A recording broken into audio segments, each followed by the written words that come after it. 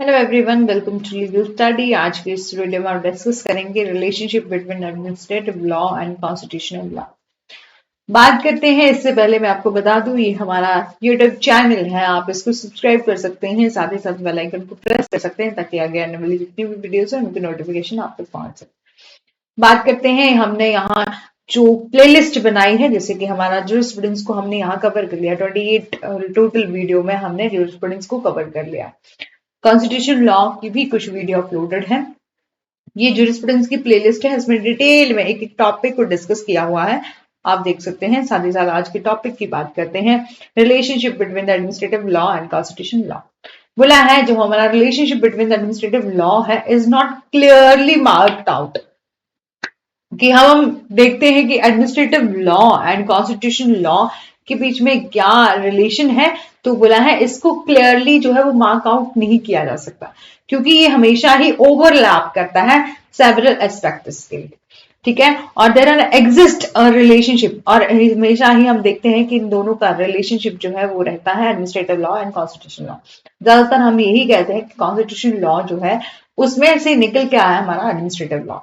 ठीक है, which is fundamental in with if one were to represent of the two branches of the law। ठीक है, बात करते हैं जब हम देखते हैं कॉन्स्टिट्यूशन लॉ की एंड एडमिनिस्ट्रेटिव लॉ को, ये दोनों ही क्या है, पार्ट है पब्लिक लॉ के। जो कीथ है उन्होंने कहा है कि ये इम्पॉसिबल है कि डिफरेंशिएट करना administrative law and constitution law, इन दोनों के बीच में डिफरेंशिएट करना जो है वो इम्पॉसिबल है। All attempt to do so artificial, और administrative law and constitution law क्या है, ओवरलैप करता है ऑल सर्टेन प्लेसेस, और area is termed as a watershed of the administrative law. जैसे कि हम देखते हैं कि हमारे कॉन्स्टिट्यूशन में जैसे कुछ एक एडमिनिस्ट्रेटिव प्रोविजन दिए गए, एडमिनिस्ट्रेटिव अथॉरिटी को कंट्रोल करने के कुछ एक प्रोविजन दिए गए। जैसे बोला है कि होल कंट्रोल मैकेनिज्म जो प्रोवाइड करता है constitution for the control of administrative authorities.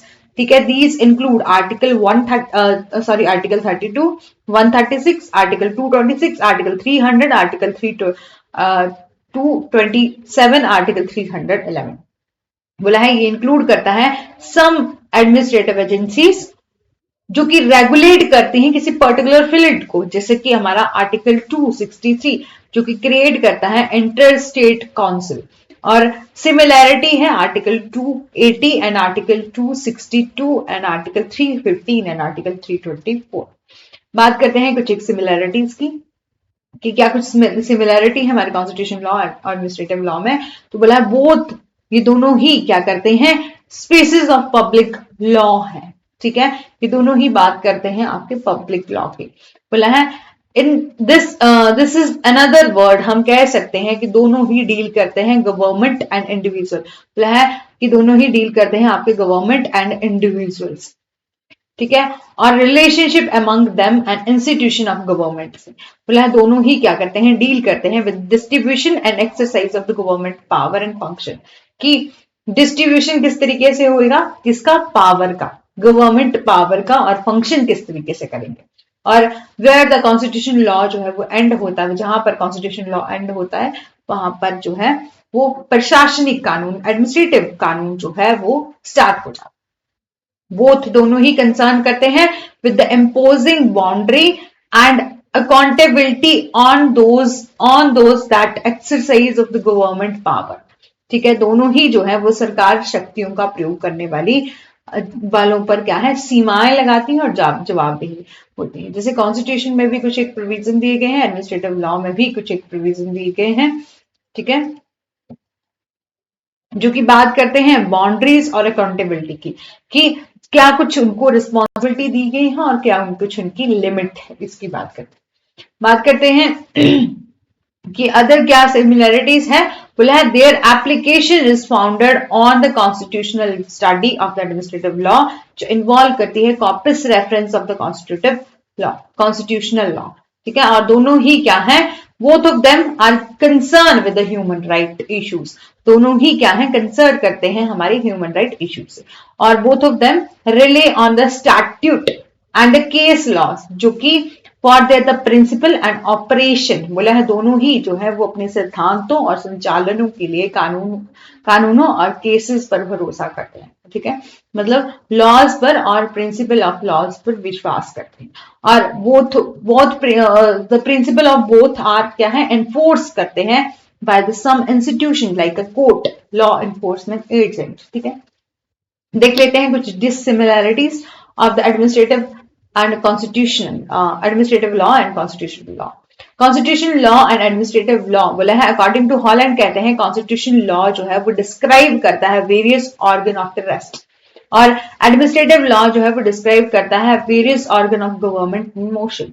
और अकॉर्डिंग टू आइवर जेनिस कहते हैं कॉन्स्टिट्यूशन लॉ जो डील करता है विद फंडामेंटल से, और एडमिनिस्ट्रेटिव लॉ जो डील करता है विद द डिटेल से, कि आपको कॉन्स्टिट्यूशन में क्या दिए हैं, कुछ प्रोविजन दिए हैं, और एडमिनिस्ट्रेटिव लॉ में क्या करता है, वो उन प्रोविजन को इंप्लीमेंट करता है, और वो इंप्लीमेंट करेंगी वो एजेंसी, उसे एडमिनिस्ट्रेटिव अथॉरिटी, एडमिनिस्ट्रेटिव एजेंसी कहते हैं।